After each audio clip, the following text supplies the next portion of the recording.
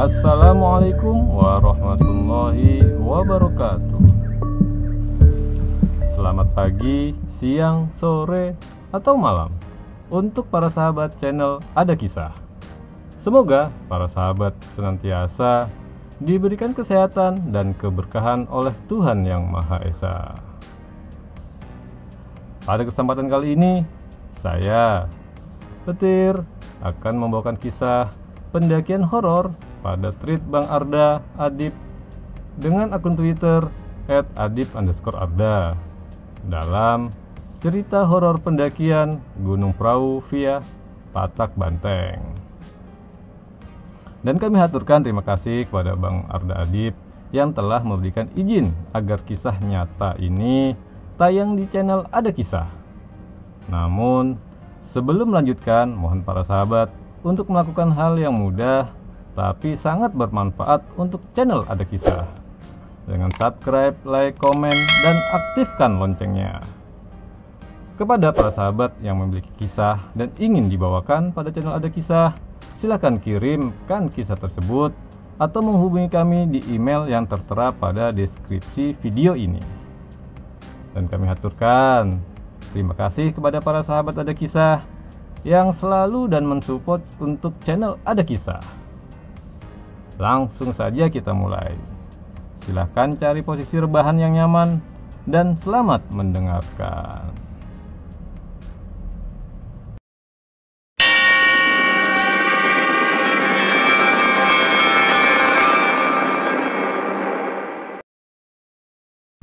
Ini adalah pengalaman pribadi saya sendiri waktu mendaki ke Gunung Prau via Patak Banteng.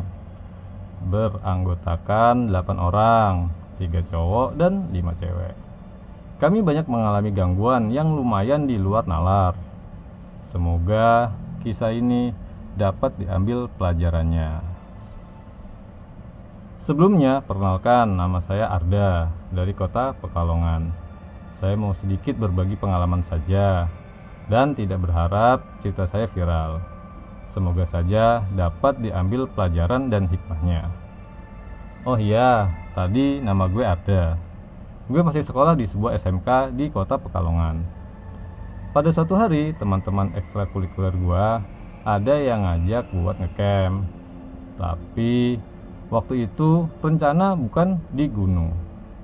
Setelah itu kami buat grup WhatsApp buat mempersiapkan bagaimana acaranya nanti. Sebelumnya, ini adalah anggota yang ikut waktu naik ke Gunung Prau, yaitu Arda, gue sendiri, Daru, Zaman, Labiba, Restu, Dina, Lucy, Manda.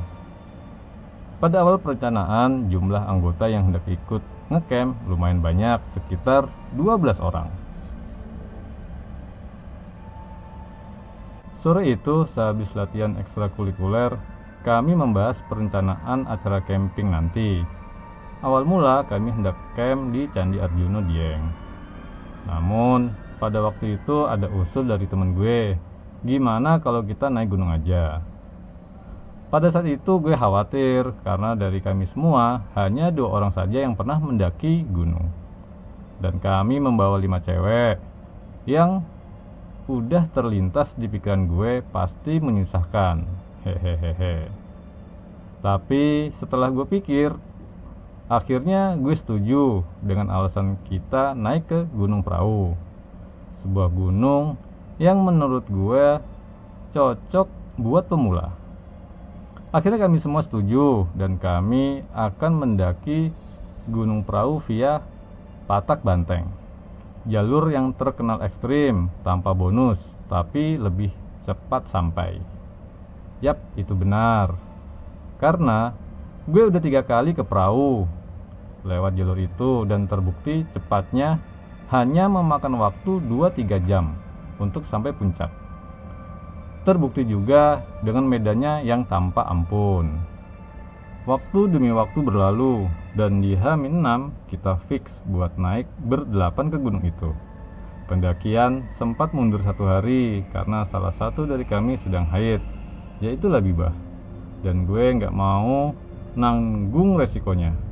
Akhirnya jadwal gue undurin 1 hari. walau alat, logistik, dan sebagainya sudah siap. Tapi tiba-tiba di saat hari keberangkatan, Restu ngasih tahu kabar yang cukup mengagetkan. Ternyata di hari itu dia haid. Dia sempat berpikir buat tidak ikut, tapi gue paksa buat ikut. Dengan alasan, sayang, uangnya, semua alat, dan kebutuhan juga sudah dibeli. Dengan modal bismillah, semoga tidak terjadi hal yang tidak diinginkan. Kami tetap melanjutkan pendakian. Kami kumpul di tempat gue jam 9. Karena sudah siap, jam 10 kita langsung berangkat menuju Dieng. Tak lupa berdoa. Dengan harapan sampai base camp jam 1, karena jarak memang tidak terlalu jauh. Tapi hal aneh mulai terjadi di perjalanan. Motor yang gue naikin milik Dina tiba-tiba mulai tidak kuat. Padahal notabene spek motornya cukup mumpuni, yaitu Vario, dan bensin sudah diisi full. Tapi tiba-tiba baru 1 jam perjalanan bensin sudah mulai kritis. Tapi gue masih berpikir positif. Oke lah, hal aneh terjadi kembali.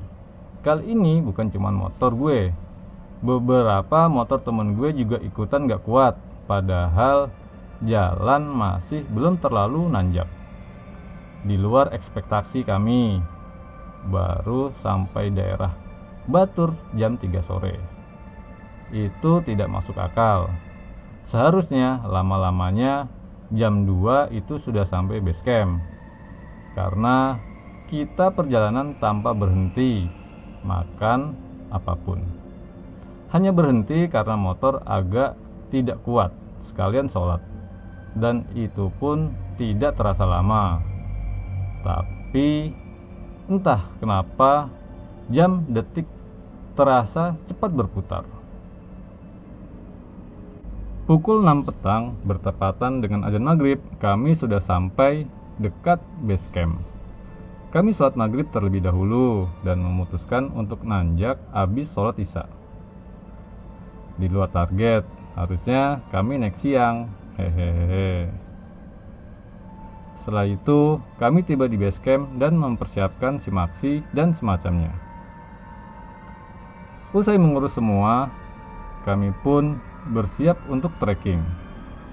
Tak lupa berdoa terlebih dahulu dan salam sapa kepada penghuni di sana. Hehehe. Perjalanan awal menuju pos 1 melewati anak tangga yang cukup banyak di sini. Rombongan kami sudah mendapatkan beberapa gangguan gaib. Sekitar 100 meter dari pos 1, gue dengar suara orang ketawa dengan melengking. Gue sudah paham akan hal itu, jadi gue mengabaikan saja. Sampai di pos 1, itu kurang lebih sudah jam 10. Di sana ada 2 tenda yang berdiri. Di pos 1 kami istirahat kira-kira 15 menitan. Saat istirahat, Restu sering bengong, dan gue udah lumayan sadar akan hal itu. Jadi gue selalu jaga dia. Takut dia kenapa-napa, karena mendaki saat haid itu sangat berisiko, dan gue sadar akan hal itu. Oh iya, di sini barisan sangatlah tidak jelas. Karena keterbatasan, cowok cuma 3, alhasil banyak hal yang gue abaikan. Gue nggak bisa jagain yang lain karena saat di trek, Restu selalu ada di belakang. Dia bilangnya capek. Jadi gimana lagi? Gue harus jagain dia. Yang lain udah pada di depan. Dan kami cuman bawa 3 senter. Lanjut perjalanan ke pos 2. Jarak dari pos 1 ke pos 2 itu lumayan jauh. Estimasinya 1 jam dan trek yang semakin curam. Di sini beberapa teman cewek gue udah pada kelelahan dan kedinginan. Terutama si Restu. Dia sudah tidak kuat berjalan dengan cepat. Mungkin keterbatasan inilah yang bikin kami lama di trek. Di perjalanan menuju pos 2, kondisi semakin tidak kondusif. Semua orang kelelahan, entah karena apa, dan juga beberapa dari kami ada yang bisa merasakan akan hal gaib. Waktu istirahat, gue ngeliat samar-samar ada bayangan hitam yang melaju dan terbang ke atas. Entah itu apa. Kondisi ini tidak membaik. Kami semakin sering mendapat gangguan dari makhluk gaib. Hampir sedikit lagi menuju pos 2, karena ada tanjakan yang lumayan curam. Beberapa teman gue jatuh, terutama Restu. Dia kepleset dan hampir jatuh. Untung gue sigap menolongnya. Gue jadi harus lebih perhatiin dia. Sekitar pukul setengah 12 kami sampai di pos 2 dan istirahat. Di sana kurang lebih 20 menit. Di saat kami istirahat, lagi-lagi Restu bengong. Terus matanya ngeliat ke atas seperti melihat sesuatu. Tapi untungnya gue sigap bantu dia. Sedangkan beberapa cewek yang lain kedinginan parah. Waktu gue mau nerusin jalan lagi ke pos 3, baru bangun dari duduk, kedengaran suara gending Jawa yang disambung suara seperti nyinden dengan nada sedih. Itu bikin gue lumayan down dan bertanya-tanya, separah inikah haid di gunung? Atau ada faktor lain, entah apalah semacamnya. Perjalanan menuju pos 3 adalah yang paling berat, padahal estimasi hanya sekitar setengah jam. Dikarenakan suhu yang semakin rendah dan lelah yang semakin menghantui fisik, serta mental yang semakin lemah karena gangguan gaib. Di perjalanan menuju pos 3, banyak dari para cewek yang sudah terlihat kelelahan, terutama si Restu. Tahu sendirilah bagaimana mendaki saat haid. Tenaganya tentu tidak sekuat biasanya, dan mental pasti down karena diganggu demit itu. Saat gue lagi fokus nge-center track, nggak sengaja gue ngesorot semak-semak. Tiba-tiba semak-semak itu seakan bergerak.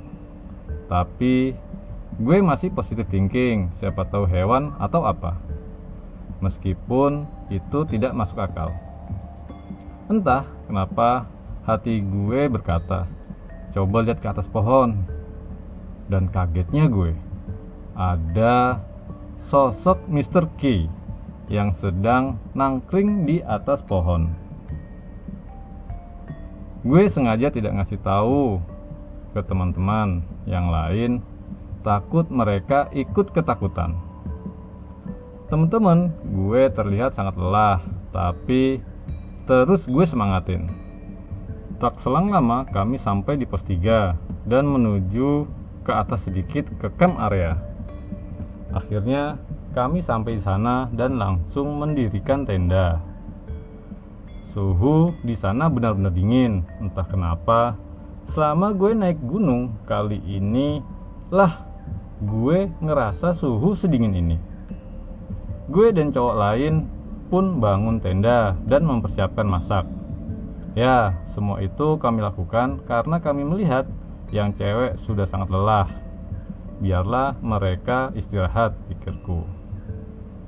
Oh iya, waktu pendakian terasa sangat lama bukan?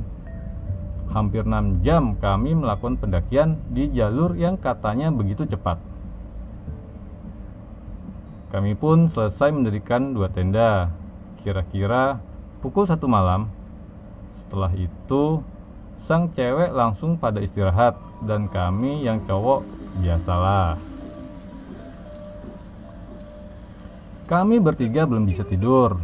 Akhirnya kami bercengkrama ria sembari nunggu raga ini mengantuk sambil memakan cemilan. Di saat kami bercanda, ketawa-ketawa, ada satu suara yang ikutan ketawa. Suaranya besar, seakan menertawakan kami. Kami pun hanya bisa tatap-tatapan mendengarnya. Waktu demi waktu berlalu. Akhirnya teman-teman gue sudah pada tidur dan gue sendiri belum bisa tidur. Ya, akhirnya gue nyalain musik pakai headset. Tapi gak lama gue ketiduran. Baru saja merem, tiba-tiba lengan gue kayak ada yang ngusap dari luar tenda. Usapannya semakin kencang. Seakan hendak merobohkan tenda ini. Gue kira babi hutan, tapi kok nggak ada suaranya. Baru saja gue bilang gitu, dalam hati tiba-tiba ada suara ketawa yang sudah saya tebak itu adalah kuntilanak. Ketawanya singkat, tapi berasa ngeri.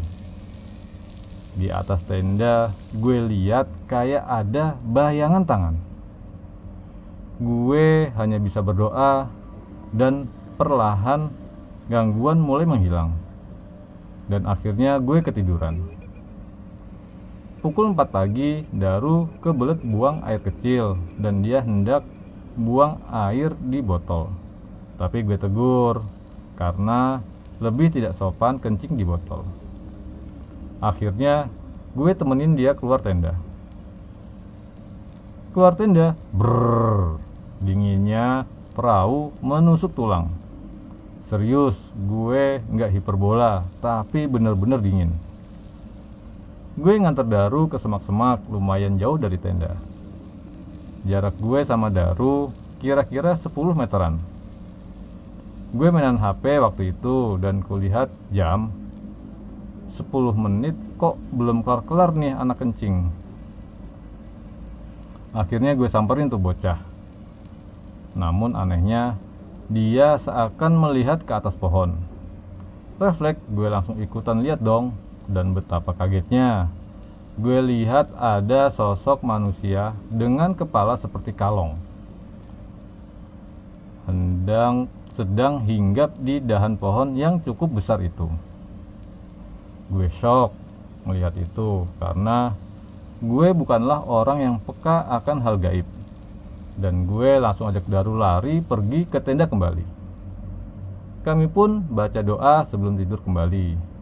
Niat kami buat ngejar sunrise batal dikarenakan dinginnya udara. Terpaksa kami pergi ke puncak agak siang, jam 7-an. Selepas semua bangun, kami pun sarapan roti saja karena puncak perahu dekat dari tempat camp kami. 5 menit kita sampai di puncak dan lanjut mengabadikan eksistensi. Hehehe. Cukup lama kami di puncak. Jam 9 kami lanjut turun ke tempat camp. Sampai di sana kami makan dan beres-beres untuk turun. Perjalanan turun alhamdulillah lancar. Hanya ada beberapa gangguan kecil seperti bisikan-bisikan. Kami sampai di base camp sekitar jam 1 siang. Setelah istirahat sebentar, pukul 1:30 kami melanjutkan perjalanan pulang ke Pekalongan. Gue kira perjalanan motor udah aman. Ternyata tidak. Gue start dari base camp jam 1:30. Harusnya jam 4 kita sudah sampai di rumah. Baru saja ada tanjakan dikit, motor gue lagi-lagi gak kuat. Dan itu bikin susah karena kondisi macet. Kira-kira jam 4 kami sampai di Desa Batur 2. Kami istirahat di sana kurang lebih setengah jam. Hari sudah semakin sore dan akhirnya kami sampai di Gerlang pas waktu maghrib. Dan kami berhenti sejenak untuk sholat dan berdoa semoga perjalanan pulang dilancarkan. Setelah sholat, kami kembali melanjutkan perjalanan melewati hutan yang sangat gelap, yaitu arah Forest Kopi. Di perjalanan itu kami banyak mendapat gangguan gaib, dikarenakan memang lokasi yang terkenal cukup angker. dan jalannya yang cukup terjal. Sekitar 10 menit perjalanan, tiba-tiba motor si Restu mengalami remblong dan terperosok ke jurang. Kami pikir, ternyata kuburan. Untung saja dia tidak menabrak batu nisan kuburan. Dan setelah itu kami dengar suara cewek tertawa dan kuntilanak terbang. Gue ngeliat itu, entah yang lain. Dan anehnya lagi, motor si Restu waktu dicoba tanpa diperbaiki oleh zaman normal kembali. Tak terjadi apa-apa. Akhirnya kami saling tukar motor dan mengatur posisi. Akhirnya kami sampai di rumah gue jam 11 malam. Di luar ekspektasi bukan? Di rumah gue, udah tuh mereka banyak cerita-cerita. Ternyata perjalanan menuju Forest Kopi, semua melihat makhluk itu dengan berbeda-beda.